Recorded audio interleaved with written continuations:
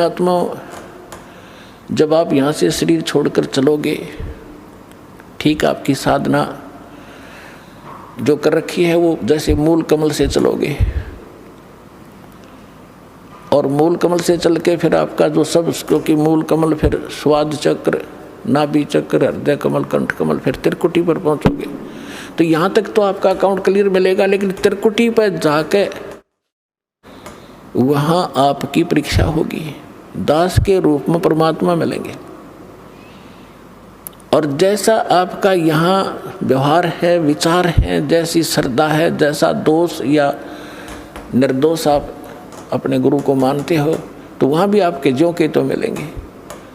तो वहाँ आपके कहने की जरूरत ना पड़े, वहाँ तो आपके मस्तिष्क पर लिखा हुआ एक, जैसे ये टीवी पर चलता है ना, मोबाइल पर, तो वहाँ प्ले हो जाएगा अपने आप। और वह कहते वहाँ का फिर वापस हुआ, फिर कभी नहीं वापस जा पाएगा। तो पुण्यात्माओं, जो काम करो तो ढंग से करो, जिस मार्ग पर लगते हो सफलता तभी मिलेगी। तो गुरु जी को यहाँ आपने एज ए गॉड ट्रीट करना है।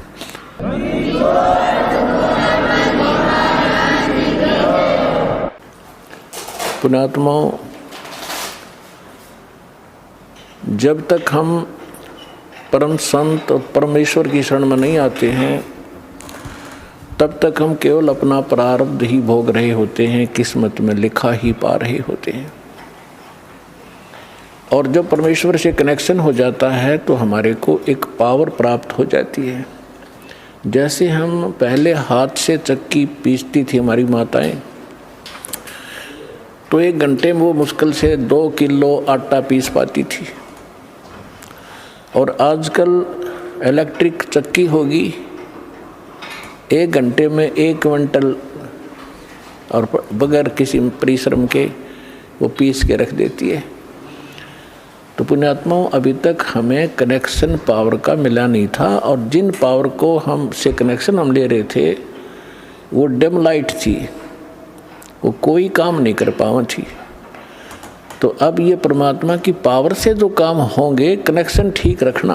दास बार बार आपको कहता, बालक हो, और जैसे कनेक्शन जिन बिजली ले रखी है उनको पता है कनेक्शन कटा और कटा, फिर तो पंखे ना चलें, ना कोई ट्यूबवेल चले, सब असुविधा हो जाएंगी। तो परमात्मा भी कहते हैं, जब लग हंसा हमरी आना, और काल लगे नहीं तेरा बाना। तो पुण्यात्मा, परमात्मा का वचन है कि इस समय में पूरा विश्व परमात्मा को पहचानेगा, इसलिए आपको शिक्षा दी है, ऐसे उपकरण बनवाए हैं। एक एक भक्त अपना रो रो कर कथा सुना रहा है कि हम कितने दुखी थे। ये दुख तो आपके एक फ्री में निवारण होंगे जो आपको भारी पड़ रहे थे, और जो मूल कष्ट आपका जन्म और मृत्यु का, असंग जन्म हो गए यहाँ भटकते हैं, वो दुख दूर होगा इस दास के परमात्मा के इस ज्ञान से और इस समाधान से।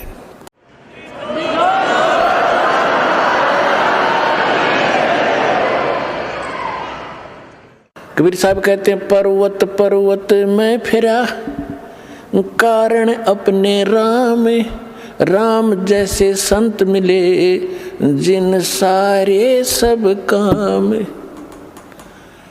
आज प्रसंग चल रहा है कि मात पिता मिल जाएंगे, 184 माही, सतगुरु सेवा और बंदगी भाई फेर मिलन की नहीं। तो परमात्मा अपनी महिमा को अपने ऊपर ही चित्रार्थ करके सुनाते हैं कि पर्वत पर्वत में फिरा, कारण अपने राम, राम जैसे संत मिले, जिन सारे सब काम। तो उसके लिए कहते हैं,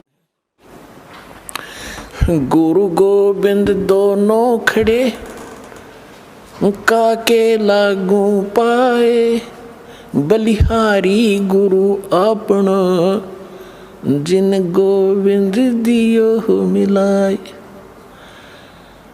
अपनात्माओं,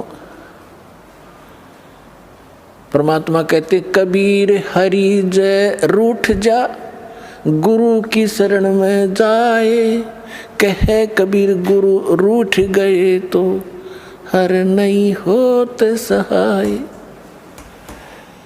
अब जैसे किसी व्यक्ति को सुख प्राप्त है और चाहे वो भक्ति कर रहा है नहीं कर रहा है, तो आम व्यक्ति ये कहा करता है कि इसका भगवान राज्य है, इसका परमात्मा इस पर प्रसन्न है। और जिनके ऊपर दुख पे दुख आ रहे होते हैं तो वो अपने आप ही कहा करता है कि हमारा राम रूठ गया, हमारा भगवान रुष्ट हो चुका है, हमारा भगवान रुष्ट है, इसलिए हमें दुख हो रहे।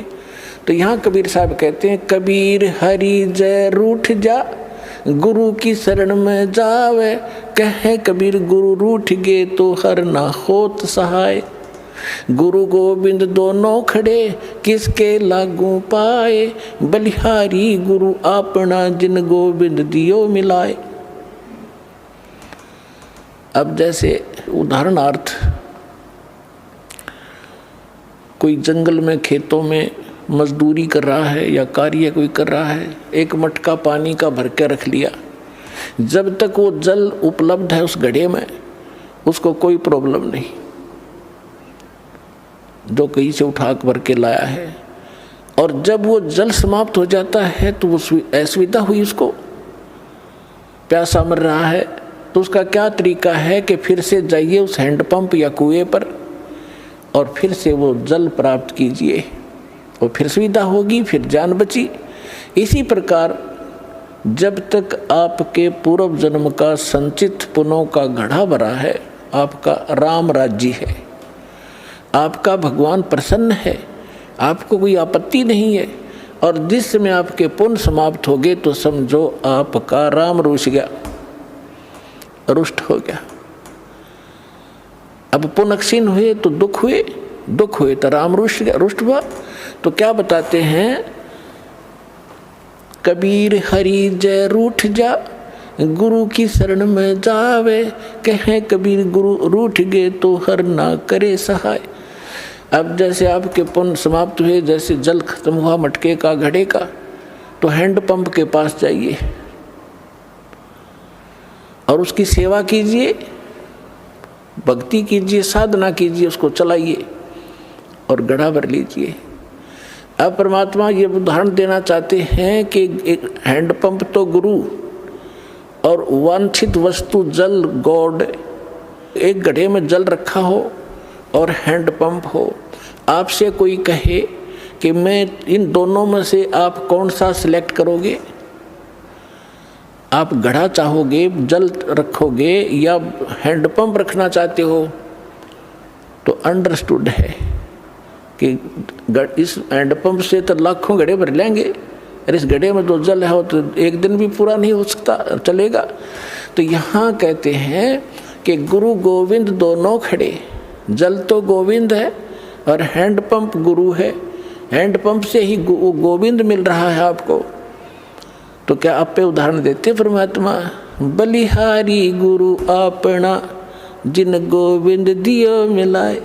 हम तो बलिहारी गुरु के ऊपर जिसने गोविंद मिला दिया। तो परमात्मा क्या बताते हैं,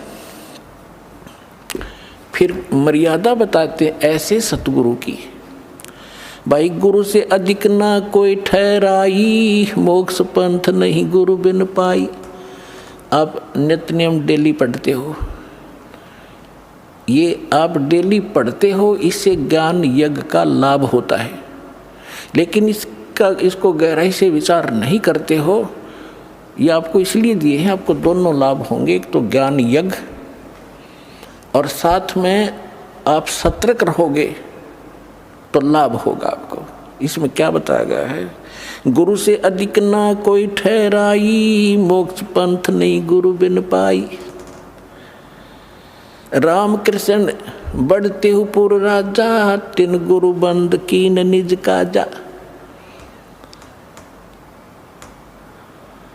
गई भक्ति सतगुरु की करही, आदि नाम निज हृदय धरही।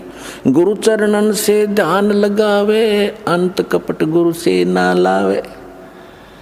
अब यहाँ परमात्मा बताते हैं कि गुरु से अधिक किसी को नहीं माने।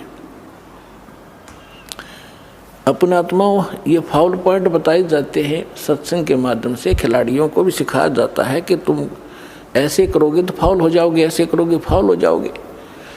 तो जो बच्चा खिलाड़ी उन फाउल पॉइंट से डरेगा तो सफल होता है।